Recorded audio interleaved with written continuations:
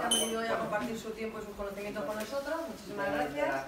Vamos a ir con la primera ponencia que la va a presentar el doctor Francisco Javier del Castillo, que está en la unidad de genética del Hospital Universitario Ramón y Cajal.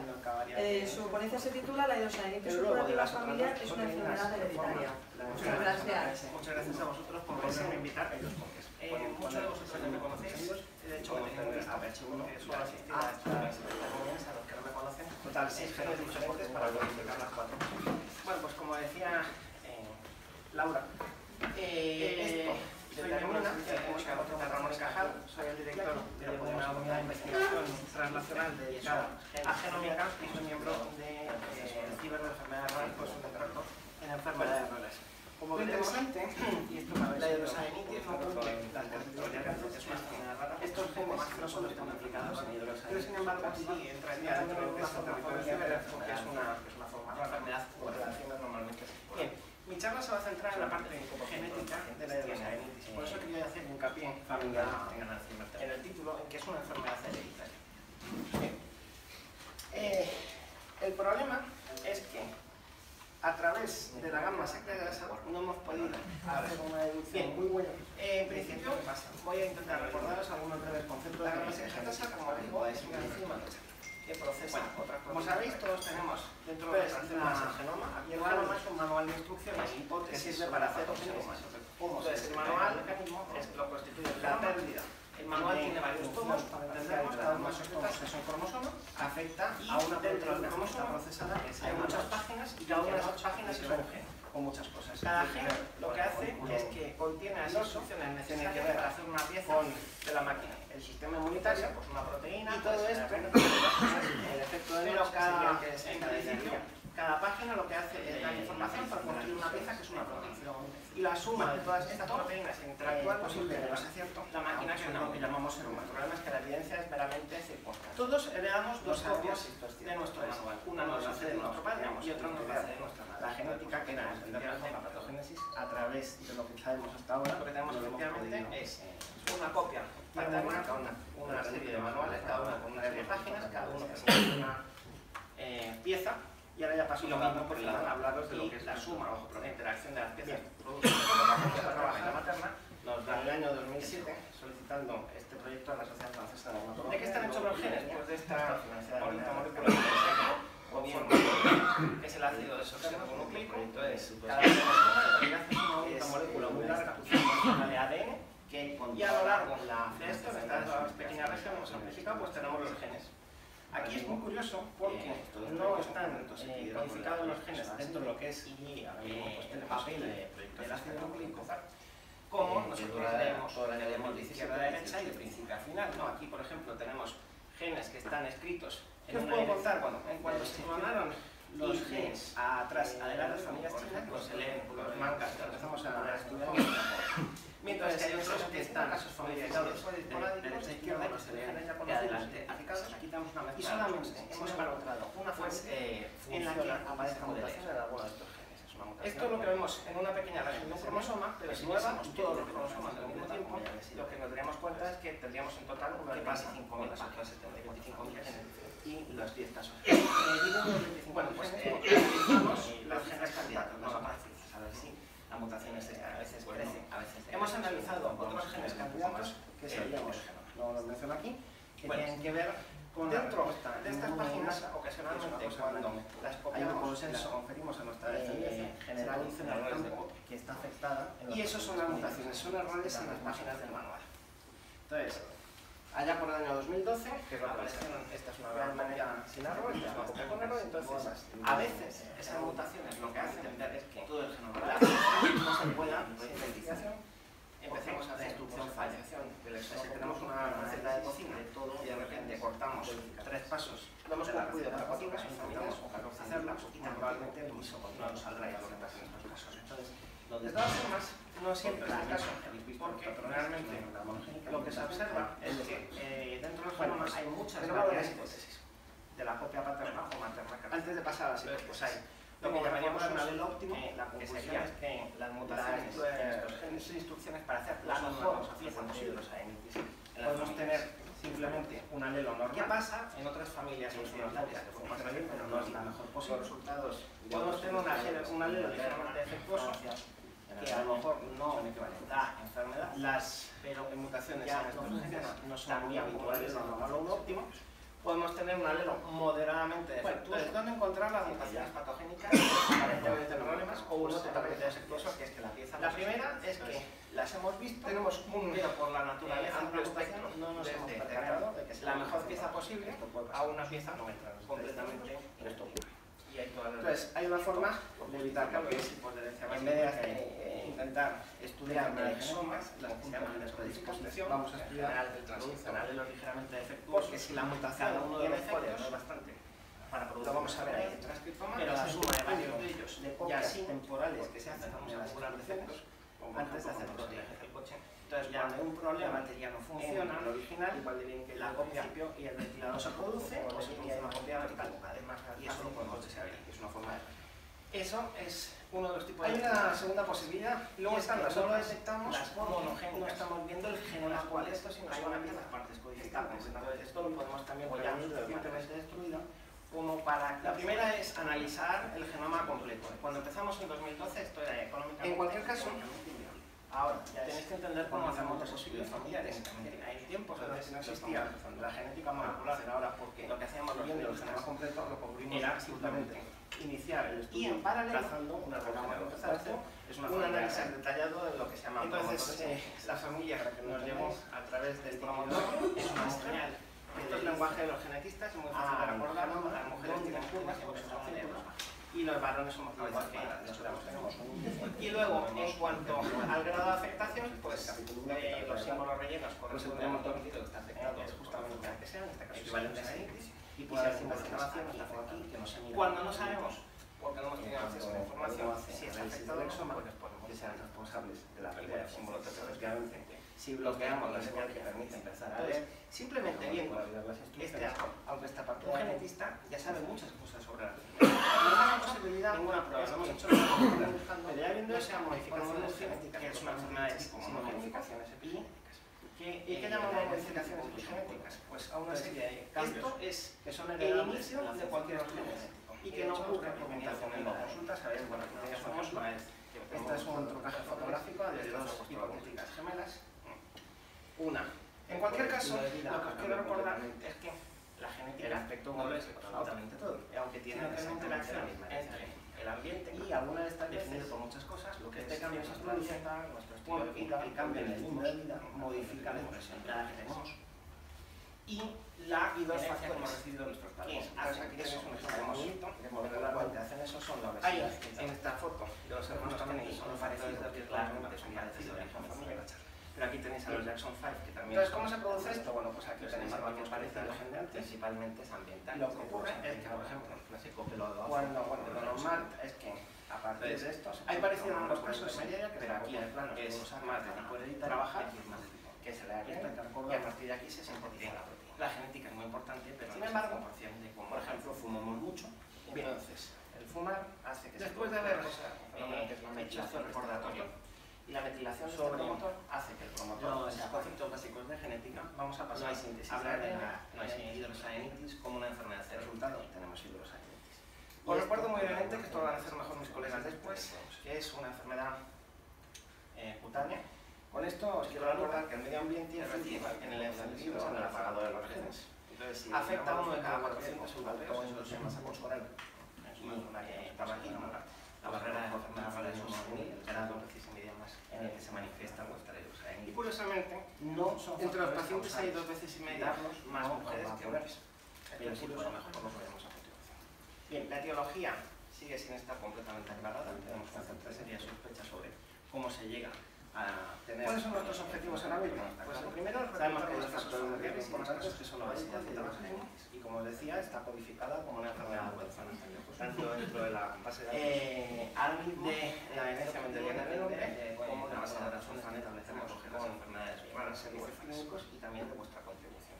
Si no participáis en cuanto a la patogénesis, sabéis perfectamente que tenemos el exceso de lesiones inflamatorias y supurantes que normalmente están asociadas a la constelación de los subterráneos que descargan glándulas globulares de toxinas, como la que hay en axilas, ingles, no lo he mencionado, pero tengo, por ejemplo. Además, suelen aparecer comorbilidades, es decir, otras enfermedades asociadas.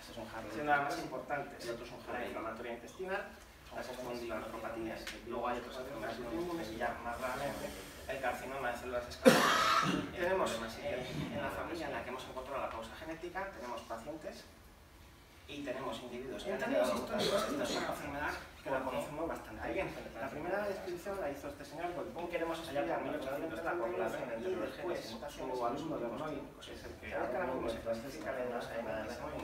El que hizo el primer estudio en las lesiones en esta década, entre 1854 y 1864, según la localización de la primera serie de pacientes. O sea, que una enfermedad bastante conocida, molecular, menos 150 puntos.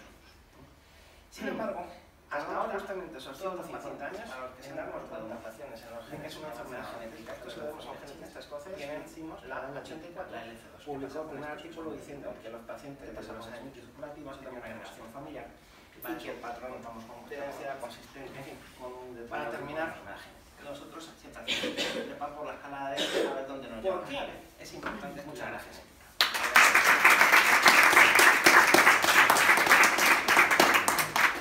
En primer lugar, para mejorar el diagnóstico de la enfermedad. Muchos de vosotros tenéis la experiencia de que se ha tardado un cierto número de años en ponerle el nombre correcto a vuestra enfermedad. Esto tiene que ver con la naturaleza crónica y recidivante. Es que la primera manifestación normalmente va a parar uno a un médico de atención primaria que tiene un tiempo limitado. A veces no se le ocurre preguntar si uno tiene antecedentes de alguien con esta enfermedad. Entonces, pues tiene que pasar varias recidivas hasta que alguien dice, ojo, esto podría ser hidrosalinitis supurativa. Entonces, si tenemos diagnóstico molecular en el primer momento en que hay una lesión, que hay ya una sospecha de la hidrosalinitis, podríamos pedir un diagnóstico molecular y el diagnóstico molecular ayudarnos a confirmar que se trata de la enfermedad o bien a descartar que se trata de la enfermedad. Y esto nos permitiría evitar ese retraso en el diagnóstico que de media en las series españolas casi es de una década, en otras series pues fluctúa 7 años, 8 años, pero más o menos dentro de ese rango. Una segunda razón es entender mejor las causas de la hidrosalinitis y cómo tratarla. Como os he dicho, la etiología no es clara. Durante muchos años hemos estado en la misma situación en la que se estaba en medicina en el siglo XVIII, cuando no se sabía lo que era una infección. Sabíamos que los pacientes tenían fiebre, que es un síntoma, y entonces tratábamos el síntoma. Lo que hacíamos es que les dábamos algo que les bajaba la fiebre. Eso no les curaba. El paciente, su sistema inmunitario combatía la infección y sobrevivía o se moría. Y bajarle la fiebre no tenía ninguna relación. Ahora mismo estamos un poco mejor que eso, pero seguimos tratando los síntomas, no tratamos la causa. Podemos hacer cosas que reduzcan o hagan desaparecer los síntomas, pero no podemos evitar que la enfermedad siga estando, y si retiramos el tratamiento, la enfermedad puede reaparecer. Entonces, si averiguamos la causa molecular de la hidrosalinitis, porque encontramos los genes responsables, podemos averiguar por qué y cómo aparecen las lesiones, y podemos de esa forma sugerir posibles maneras de tratar la hidrosalinitis. Ahora mismo, el tratamiento quizá más exitoso es el tratamiento con biológicos. Es un tratamiento de muy amplio espectro que no es lo que llamamos una bala mágica. Es decir, lo que hacemos es que como los pacientes con hidrosalinitis tienen excesivamente disparado el sistema inmune, se lo apagamos y eso tiene un montón de efectos secundarios. Entonces, idealmente lo que queremos es una bala mágica. Un tratamiento que lo que hace es ir exactamente a la causa de la hidrosalinitis que tiene ese paciente y arreglarla y no tocar el resto. Y eso ahora mismo todavía no es posible. Y por último, otra de las cosas importantes es que nos permitiría ofrecer consejo genético, que es responder a la pregunta, bueno, ¿y esto que tengo lo van a heredar mis hijos? Que es una pregunta recurrente en las consultas de genética.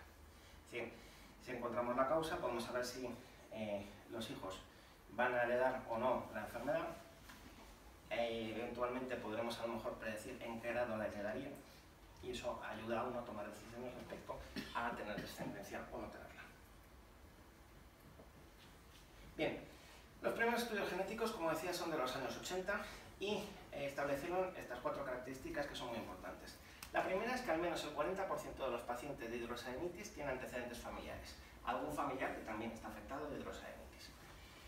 Digo al menos el 40% porque en la serie española que tenemos en mi grupo de investigación, esto es mucho más elevado. 8 de cada 9 casos son casos familiares. Solamente 1 de cada 9 casos es un caso aislado o lo que llamamos esporádico. El patrón de herencia, como decíamos, es sugestivo de una enfermedad monogénica bacteriana. Así que por la afectación en un único gen produciría la aparición de la enfermedad. La herencia es de tipo autosómico dominante y existe penetrancia incompleta. Y en estas tres cosas me voy a ir deteniendo en las siguientes diapositivas. Bien, la herencia de tipo dominante se produce con que al heredar una única mutación, pues transmitimos la enfermedad, que es lo que vemos aquí. Este padre tiene una mutación en una de las páginas del manual, el hijo lo ha heredado, y entonces la pieza que se forma es una pieza que no se puede engranar bien con la otra y aparece la enfermedad. Esto es característico de una herencia de tipo dominante.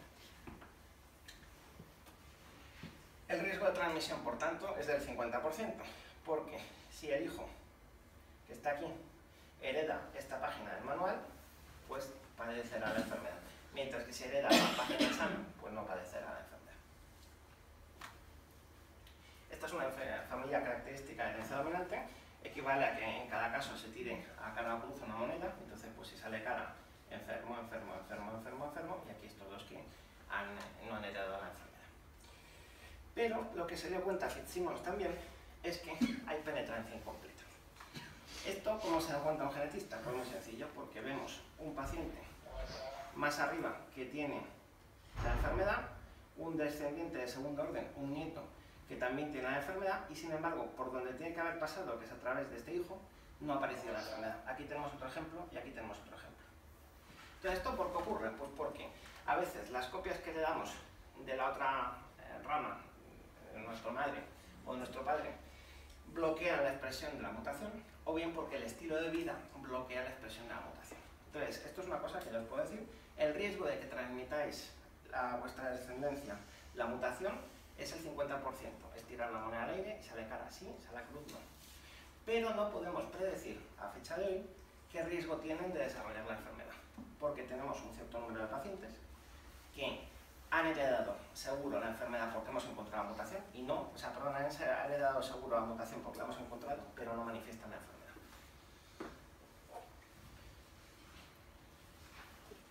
Esto es lo que es la penetrancia incompleta, que un individuo porte la mutación y no padezca la enfermedad. Bien, en 2010, cuando llevamos nosotros trabajando en esta temática varios años, aparecieron los primeros genes responsables. Se publicó en una revista muy prestigiosa, la revista Science, en este artículo, en el que unas familias chinas encontraron estos tres genes, PSN1, PSN y NCSTN, mutaciones responsables de hidrosalinitis. Estos tres genes codifican las piezas que componen una enzima, una parte de la maquinaria molecular del organismo, que se llama gamma secretasa. La gamma secretasa en realidad es una tijera, ¿no?, que se ocupa de procesar por 4 piezas.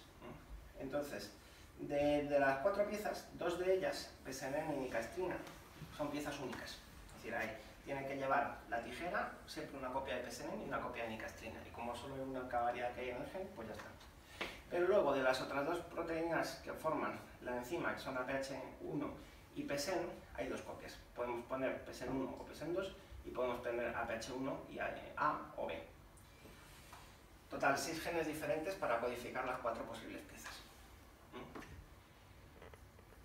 Esto determina que hemos encontrado mutaciones aquí, aquí y aquí, pero podríamos encontrar mutaciones aquí, aquí y aquí. Y son genes candidatos que hemos estudiado en el proceso de nuestro trabajo y que luego contaré los resultados. Bueno, lo interesante, y esto me habéis oído comentaroslo en consulta varias veces, es que estos genes no solo están implicados en hidrosalinitis supurativa, sino también en una forma familiar de la enfermedad de Alzheimer, que es una forma rara, porque el Alzheimer normalmente es esporádico. Solamente el 5% de los pacientes tienen familiares que tengan Alzheimer temprano. Bien,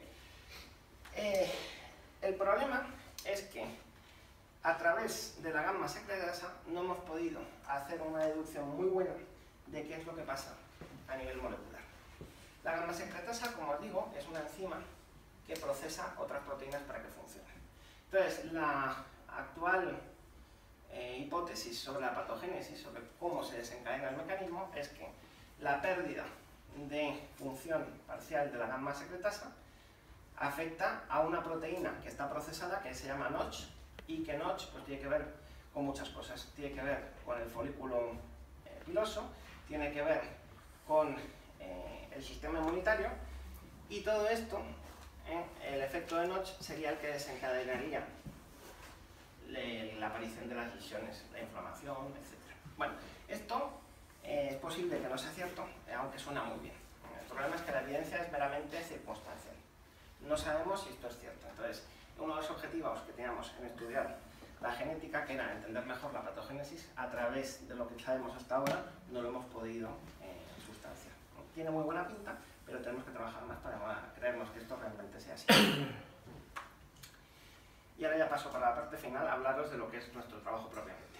Bien, empezamos a trabajar en el año 2007 solicitando este proyecto a la Sociedad Francesa de Dermatología, y luego pues la línea ha estado financiada de manera prácticamente continua, o bien por proyectos externos o bien por proyectos del Instituto de Salud, que es la institución nacional que controla la financiación de las investigaciones aquí en el Sistema Nacional de Salud.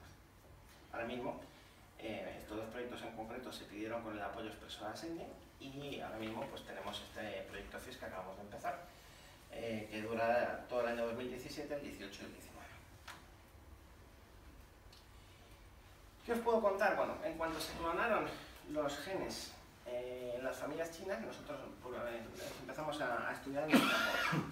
Entonces, en 75 casos familiares y 10 esporádicos, estudiamos los 3 genes ya conocidos e identificados, y solamente hemos encontrado una familia en la que aparezca mutación en alguno de estos genes. Es una mutación en el gen PSNN, que es nueva y que tiene penetrancia incompleta, como ya había sido descrito. Entonces, ¿qué pasa con las otras 74 familias y los 10 casos? Bueno, pues analizamos los genes candidatos, las otras piezas, a ver si la mutación es esta. Pues no. Hemos analizado otros genes candidatos que sabíamos, no los menciono aquí, que tienen que ver con la respuesta inmune innata, que es una cosa en la que hay un consenso general en el campo, que está afectada en los pacientes con hidrosadenitis, y tampoco hemos encontrado nada. Entonces, allá por el año 2012 aparecieron ya de manera extendida las técnicas nuevas de genómica que nos permiten ver todo el genoma a la vez, y en el proyecto de investigación empezamos a hacer por secuenciación del exoma completo el análisis de todos los genes codificantes. Lo hemos concluido para 4 casos familiares con 14 individuos, y tampoco hemos encontrado mutaciones responsables. Entonces, ¿dónde está la mutación? Porque claramente habéis visto los patrones, es una enfermedad monogénica, mutación hay. ¿Dónde está? Bueno, pues tenemos varias hipótesis. Bueno, antes de pasar a las hipótesis, tengo que recordaros que la conclusión es que las mutaciones en estos genes no son una causa frecuente de hidrosadenitis en las familias españolas. ¿Qué pasa en otras familias occidentales? Pues pasa exactamente lo mismo. Los resultados de otros investigadores en Inglaterra, en Francia, en Alemania, son equivalentes. Las mutaciones en estos genes no son muy habituales en los pacientes europeos. Bueno, entonces, ¿dónde encontrar las mutaciones patogénicas? Aparentemente no encontramos. Pues hay varias posibilidades. La primera es que las hemos visto, pero por la naturaleza de la mutación no nos hemos percatado de que sea una mutación patogénica. Esto puede pasarnos. No voy a entrar en los detalles técnicos, pero esto ocurre. Entonces, hay una forma de evitarlo, que es, en vez de intentar estudiar el exoma, el conjunto de genes codificantes, vamos a estudiar el transcriptoma. Porque si la mutación tiene efectos, lo vamos a ver ahí. El transcriptoma es el conjunto de copias temporales que se hacen de las instrucciones antes de hacer proteína. Entonces, cuando hay un problema en el original, la copia no se produce o se produce una copia equivocada. Y eso lo podemos detectar, que es una forma de verlo. Hay una segunda posibilidad, y es que no lo detectamos porque no estamos viendo el genoma completo, sino solamente las partes codificantes. Entonces, esto lo podemos también prevenir de dos maneras. La primera es analizar el genoma completo. Cuando empezamos en 2012, esto era económicamente y técnicamente inviable. Ahora ya es económicamente posible y técnicamente viable. Entonces, lo estamos empezando a hacer ahora porque, viendo el genoma completo, lo cubrimos absolutamente todo. Y en paralelo, acabamos de empezar a hacer un análisis detallado de lo que se llaman promotores y enhancers. Para que lo entendáis, el promotor es la señal que le dice al genoma dónde tiene que empezar a leer la página. porque nosotros tenemos un índice, cuando vemos cualquier manual que nos dice, bueno, pues este es el capítulo 1 que trata de tal, pues el promotor es justamente equivalente a ese índice. Y puede haber mutaciones aquí o aquí que no se miran normalmente cuando uno hace análisis del exoma, que sean responsables de la pérdida de función, porque efectivamente si bloqueamos la señal que permite empezar a leer, dejamos de poder leer las instrucciones, aunque esta parte de aquí funcione. La tercera posibilidad es que lo que estamos buscando no sean modificaciones genéticas propiamente dichas, sino modificaciones epigenéticas. ¿Y qué llamamos modificaciones epigenéticas? Pues a una serie de cambios que son heredables en la función de los genes y que no ocurren por mutación en el ADN. Entonces, bueno, aquí tenéis un ejemplo. Este es un trucaje fotográfico de dos hipotéticas gemelas. Una, por el estilo de vida, ha cambiado completamente el aspecto con respecto a la otra, aunque tienen exactamente la misma herencia genética. Y algunas de estas veces, este cambio se produce porque el cambio en el estilo de vida modifica la expresión de los genes. Y dos factores que hacen eso, y sabemos que molecularmente hacen eso, son la obesidad y el tabaquismo, que justamente son los factores de riesgo a los que me refería antes en el comienzo de la charla.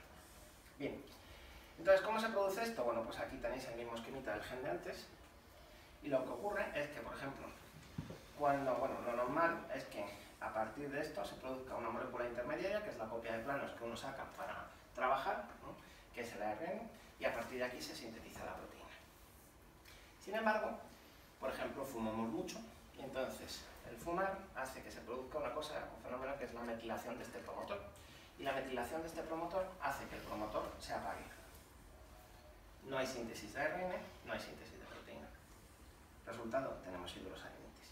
Y esto, con las nuevas técnicas de secuenciación masiva, también podemos estudiarlo. Con esto os quiero recordar que el medio ambiente influye en el encendido o en el apagado de los genes. Entonces, si eliminamos los factores de riesgo, alto índice de masa corporal y tabaquismo, pues a lo mejor influimos en el grado en el que se manifiesta vuestra hidrosalinitis. No son factores causales. Quitarlos no os va a curar, pero sí puede mejorar. Bien.